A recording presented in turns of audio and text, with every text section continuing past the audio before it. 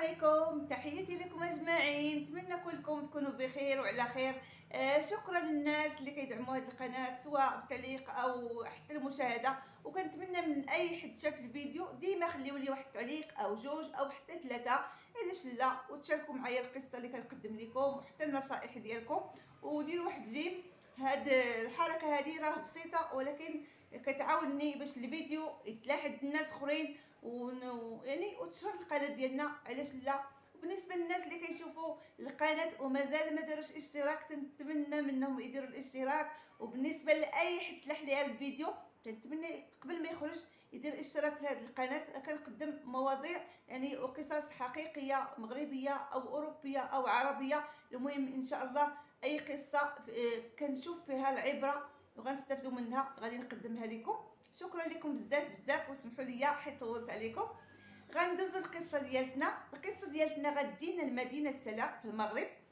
في 2007 عند واحد العائله اللي كتكون من الحسين اللي عنده 3 الوليدات، عنده جوج وليدات وبنيه اللي سميتها حسناء، وجوج ولاد عثمان وعبد السميع. والاخت ديالو مطلقه، جايبه وليد عنده 13 عام. الاخت ديالو اللي سميتها سميه وولدها سميتو خالد. ركزوا معايا في الاسماء حتى انا راه حفتهم يعني بصعوبه كنسى. المهم هاد الحسين، العائله ديالو يعني العائله ديال والديه كتسكن في العروبيه.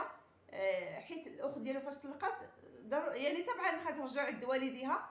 فاش جا دا للدار يعني دار العائله صاب اختو وولدها خرجتهم من القرايه. غادي يقول لي علاش ولدك دابا خارج من القرايه وغادي يضيع في هاد القريه، علاش ما نديش معايا للمدينه يعني رساله منها يبقى معايا في الدار يسكن مع وليداتي، ومنها نعلمو الحرفه والخدمه باش يكبر ان شاء الله يعاون راسو ويعاونك حتى نتيا. وافقات الاخت ديالو قالت لهم مرحبا. المهم دا الولد ديالها معاه لمدينه سلا، عند وليداتو ومرتو. طبعا وليداتو تيقراو وكاملين متبعين القرايه، وهو خرج من القرايه، ولكن داه الخال ديالو معاه المحل، بدا تيعلموا الحرفه وتيعلموا البيع والشراء. يعني تتشبع وكبر بهاد في التجاره، ولا شاطر في التجاره، ولا كيبيع مزيان. ومنها الخال ديالو تهنى عليه وتهنى على المحل ديالو. يعني واخا مشى واخا ما مشاش عنده الخدمه اخرى تيمشي ليها، بغى يجلس في الدار تيجلس، عرف بان هو ولد اختو مامنوا على كل شيء، وجربوا ولقاه ولد يعني ظريف وخدام وبدراعو وما كيخون وما عندوش مع تحريميات وداخل سوق راسو اهم حاجه. المهم الوليدات ديالو كما قلت لكم تيقراو، ولكن عبد السميع شويه قبيح، ما كيديرش في القرايه وكيترافق مع الرفقاء السوء، يعني مع اصدقاء اللي خارجين طريق.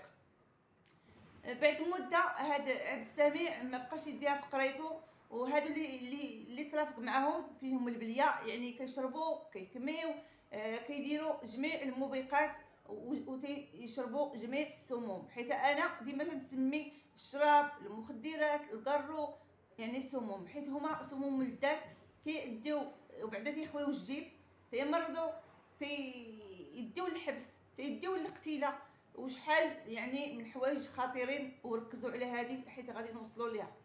المهم من بعد ما تبلى ولا كيكمي وكيشرب يعني وكيدير كل شيء، خاصو الفلوس. الوالد ديالو حيت هو لاباس عليه موفر لهم كل شيء وكيعطيهم الفلوس كاملين، يعني تيعطيهم واحد المصروف ديالهم، وما عرفش بان هو هذا المصروف اللي كيعطيه بحال اللي تيقول ليه هاك سير سكر، هاك سير شرب، هاك سير تحشش. المهم ديما تيعطي هذا المصروف.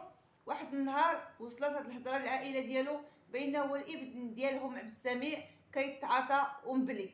المهم فاش ساق الوالد الاخبار ما قال ليه والو، ولكن بقى مراقبه، تلقاه بصح كيكمي ومبلي مع هادوك صحابو. مشات لعندو شدو بهدلو وعطاه قتله ديال العصا وجابوه للدار. ومنين جابوه للدار تكرفس عليه النيت وعايرو وسبو وما خلى ما دار ليه، يعني باش يخرج على يخرج من هاد الطريق، يعني يرجع للطريق الصح. المهم هو صافي السيد تبلا ما بقى عنده ما يدير، يعني واخا يصوتو واخا يسد عليه السيد الا ما تقرقب الا ما شرب راه غادي ينوض فوضى. المهم قطع عليه المصروف بصفه نهائيه. اش غادي ينوض يدير هذا عبد السميع؟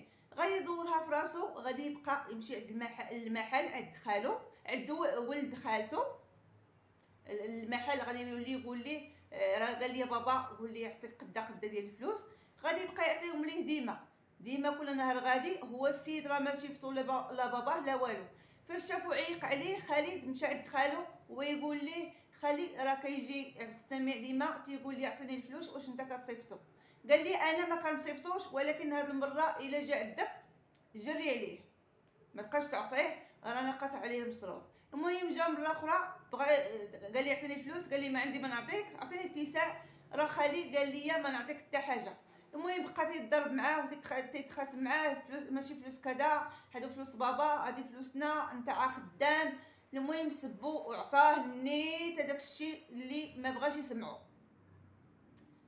صافي داز هاد الهضره هادي نفس الشكل مره اخرى. صافي الناس ديما تيجيو، يعني الجيران التجار اللي جنبهم ديما تيجيو تيفرقوهم، تتنوض الحيحه تيفرقوهم وتيجريو على هذاك تيمشي بحالو. رجع لخالو قال لي خالي راه ديما محيح عليا وتيجي تيقول لي عطيني الفلوس، وتيمشي لاكيس تيهزهم بزز.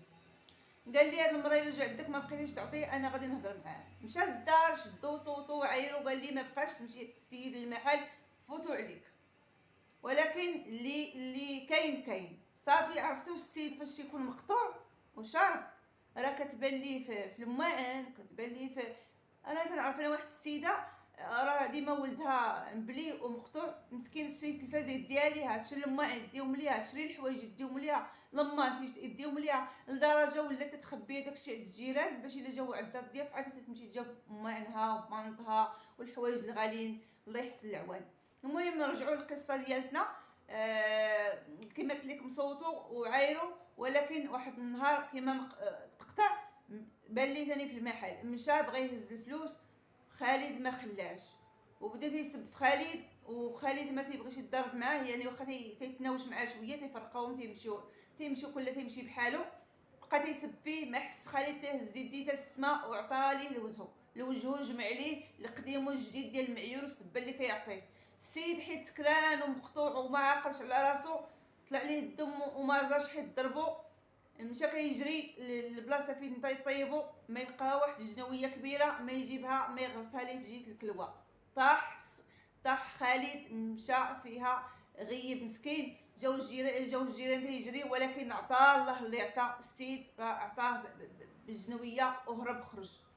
عيطوا لومبيلونس وعيطوا للبوليس، فاش جاو هزوه داو للسبيطار، ولكن مسكين في الطريق لفظ الانفاس ديالو الاخيره قدام الامانه امانته، حيت جاتو ايموراجي جيت الكلوه وتمحن بزاف، ما وصل للسبيطار تا مات مسكين وداه الله.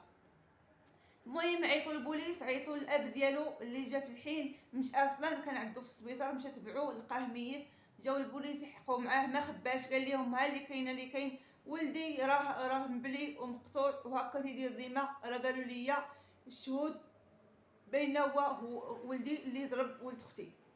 المهم داروا التفتيش، يعني في المنطقه في المدينه فين ساكنين في سلا، يعني التفتيش فيها كامل، وعلموا المراكز الاخرين. ما داش مده قصيره تشدوه، ومن مشاو تاني المحل لقاو اداه الجريمه ولقاو الدنيا كاع مقلوبه، وسولوا الناس وقال لهم نفس الهضره، بين واحد السميع هو اللي ضربو بالموس. وفاش شدوه قالوا لي علاش ضربتيه؟ قال ليه راه انا الصراحه راه ما كنتش بغيت نضربو، ولكن انفعلت حيت بدا تيعاير فيا، حيت ضربني وما حسيتش براسي، سخن عليا راسي، تمشيت الجنويه وضربته، ولكن رانا كنت غير بغيت نجرحو او نخلعو، انا ما كانش على بالي كاع ورانا غنقتل روح. شدوه هو داوه للحبس، والسيد مسكين لفظ الانفاس ديالو ومشى الله يرحمه. كان مسكين فاش خدام وباقي يعني في الحياه، كان غير تيخلصوا الخال ديالو، تيمشي يجري للعربيه كيتقدى الجده وكيتقدى الماما وكيعطيها الفلوس. كان نعم الرجل ونعم الولد، وكانت متكيه عليه امه ونوات فيه الخير، حيت مسكينه تلقات هو اللي بقى عندها. ولكن الله بغاه، ويعني بواحد الطريقه الصراحه بقى فيا بزاف، اكيد حتى نتوما غادي يبقى فيكم. والسبب في هذا الشيء هو المخدرات. الشباب والشابات راكم عارفين يعني هاد الافات هادي راه صعيبه، كتفرق الشمل وكتشتو وكتنهي الحياه ديال الواحد وكتصيفطو للحبس، شي للحبس شي للسبيطار الله يستر، او حتى الروضه. علاش حنايا ما نبقاوش العقل ديالنا، علاش نلغيوه بالمخدرات ونلغيوه بالشراب وبالحرام؟ الله ما تيحرم الحاجه الا حيت ليها اضرار لينا. هنا كتنتهي القصه ديالتنا، نتمنى تخليو لي التعاليق ديالكم، وشكرا لكم بزاف بزاف. وعدتكم في هذا رمضان ديما نبقى ندير لكم جوج قصص. البارح يعني تشغلت بزاف، ما بقاش ليا الوقت حيت ديما تنصور من نور المغرب، ولكن ان شاء الله تسناو قصه اخرى او قضيه اخرى من ورا هذه، غتلاح من وراها يعني بساعه او ساعتين على حسب انت تشارجات ويعني وصلت القناه. شكرا لكم حتى لهنا، وما تنساوش تشتركوا في القناه وخليو التعليق وجيم. تحياتي لكم، باي باي.